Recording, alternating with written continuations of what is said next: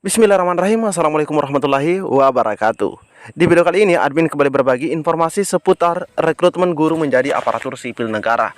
Namun, lagi-lagi di sini ada informasi yang kurang menarik, rekan-rekan, kurang menarik karena adanya temuan ya dari BPKP yang merugikan CP3K. Jadi silahkan disimak videonya dengan baik, jangan di skip agar tidak salah dalam memahami informasi yang admin bagikan. Jika ada suara-suara berisik, abaikan saja rekan-rekan ya. Oke, tanpa berlama-lama kita lanjut saja ke info intinya. Nah, kita mendapatkan informasi di hari ini Sabtu 9 September 2023 teman-teman ya, di mana honorer bodong bikin K2 asli merana.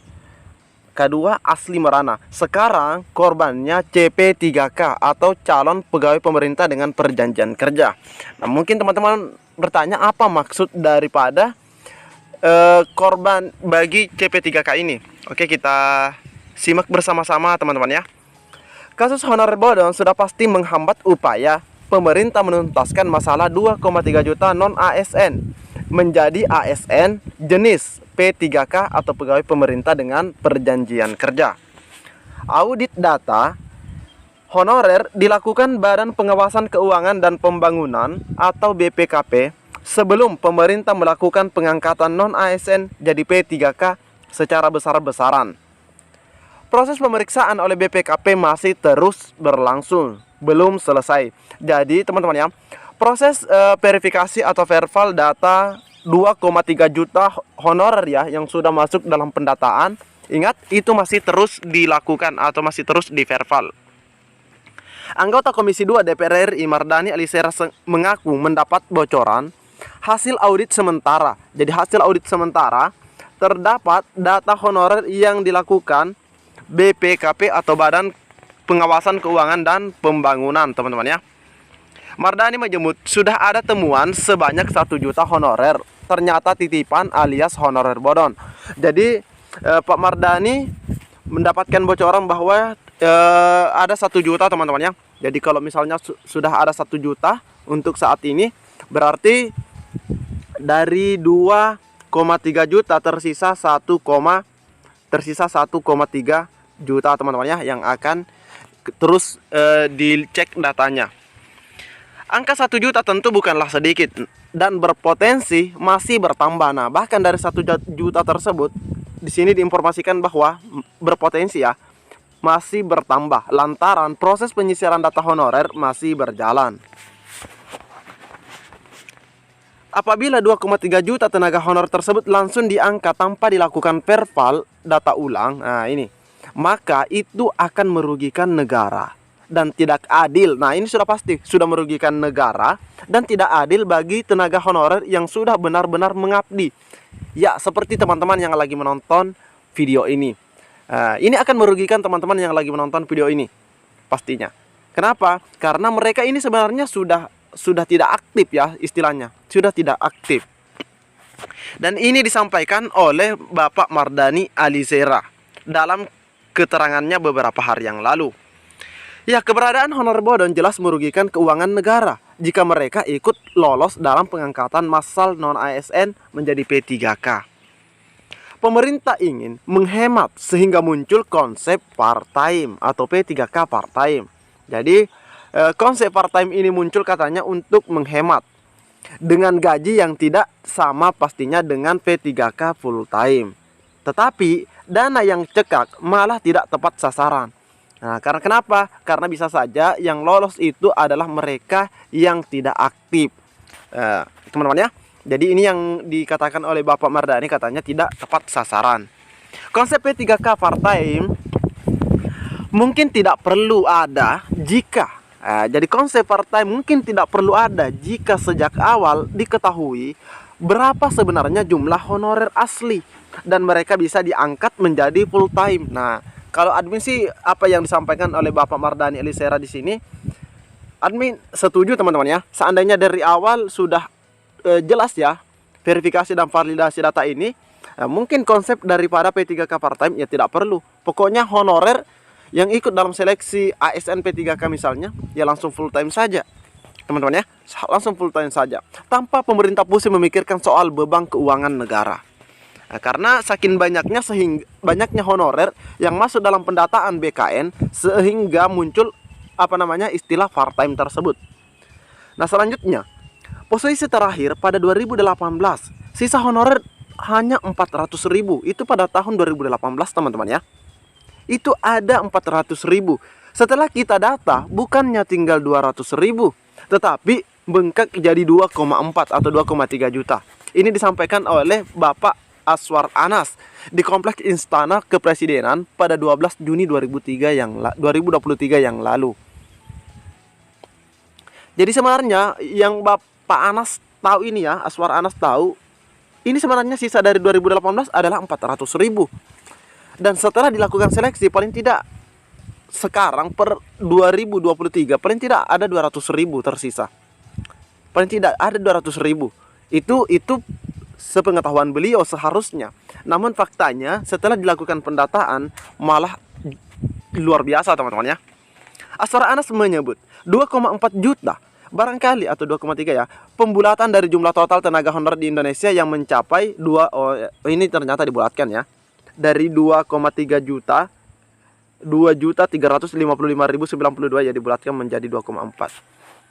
Memang dari 2,3 juta itu tidak lantas disimpulkan bahwa honorer aslinya hanya 400.000. Nah, ini benar juga ya, tidak boleh disimpulkan. Namun sudah menjadi rahasia umum. Data jumlah honorer selalu langsung membludak begitu ada sinyal dari pemerintah bahwa akan ada pengangkatan non-ASN menjadi aparatur sipil negara. Jadi ini sebenarnya sudah menjadi pengalaman dari pemerintah juga teman-teman ya. Begitu ada rekrutmen aparatur sipil negara, jumlah honorer membludak. Kasus honor K2 bodong. Diketahui kasus honor bodong sempat heboh. Oh, ternyata ini pernah heboh teman-teman ya. Ini dari 2013 sampai 2014 ya. Tahun 2013-2014 untuk seleksi CPNS. Saat itu terungkap begitu banyak honorer K2 bodong. Ditilik dari segi jumlah tampaknya juga terdapat kejanggalan. Pasalnya, database yang ada semula jumlah tenaga honorer K2 hanya 172.000. Tetapi peserta tes pada tanggal 3 November 2013 ternyata membludak hingga lebih dari 600.000 orang. Otomatis kan muncul pertanyaan, dari mana jumlah 600.000 ini teman-teman? Maksudnya ini sekitar 400.000 lebih ya.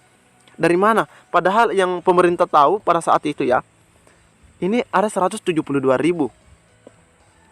Dan itu dikhususkan untuk K2. Kok begitu pembukaan seleksi atau apa? Nah, ini kok menjadi 600.000 teman-teman ya. Kalimat selanjutnya berbunyi, bukan mustahil kalau banyak pihak yang melakukan rekayasa, memasukkan orang baru dan manipulasi data, sehingga honorer lama tersingkir lantaran tesnya kalah dengan yang masih muda-muda. Saya paham kalau saudara-saudara yang masa kerjanya lebih lama dan umurnya sudah di atas 40-an sulit mengalahkan anak-anak yang masih muda. Ini disampaikan Aswar Abu Bakar di kantor Sekretariat Kabinet pada Rabu 26 Februari 2014 yang lalu. Saat itu, Aswar Abu Bakar sedang menerima perwakilan massa honor K2 yang menggelar aksi demo di sekitar Istana Presiden, mengadukan nasibnya dan mempertanyakan kenapa yang masa kerja sudah lama dan usianya sudah tua tidak lulus, sedangkan honor K2 yang usianya jauh lebih muda malah banyak yang lulus tes. Bahkan belakangan banyak aduan bahwa mereka yang lulus ternyata tenaga honorer yang masuknya sudah di atas tahun 2005. Nah ini, jadi itu ada temuan pada beberapa tahun yang lalu teman-teman ya. Yang lulus itu adalah yang masa kerjanya di atas 2005. Hal ini jelas tidak sesuai dengan ketentuan. Nah ini ada ketentuannya dalam Peraturan Pemerintah 48 tahun 2005, Junto PP nomor 43 2007 dan PP nomor 56 tahun 2012.